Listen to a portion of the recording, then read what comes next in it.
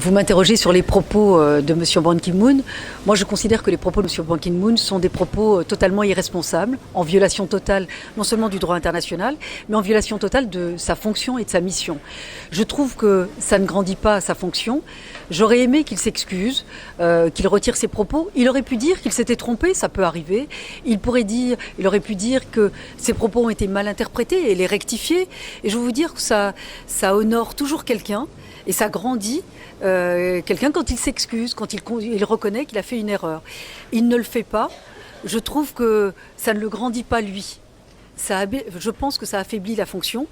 Ça nuit quand même, ça altère un peu aussi sa mission, mais ça ne le grandit pas lui. Alors il est en fin de mandat, mais vous me posez la question de savoir est-ce que ça ne complique pas la situation.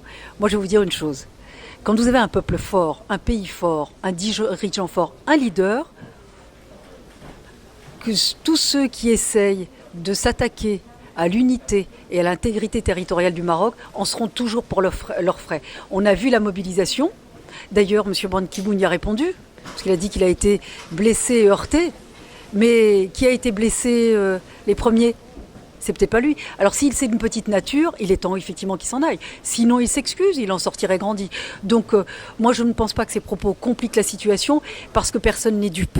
Vous avez vu les réactions internationales, y compris celles des États-Unis, mais moi je vois en France et en Europe de nombreuses personnalités politiques ou pas d'ailleurs. Regardez la tribune qu'a faite Jacques Attali dans l'Express sur son blog. Il le dit très clairement en disant ça n'est pas des propos à tenir par le secrétaire général de l'ONU. Donc tout le monde, y compris, moi j'ai entendu au Parlement européen, même des personnes, des parlementaires qui ne soutiennent pas le Maroc dans divers types d'affaires, ont été choqués par les propos de M. Ban Ki-moon en disant que les propos n'étaient pas, que c'était des propos déplacés.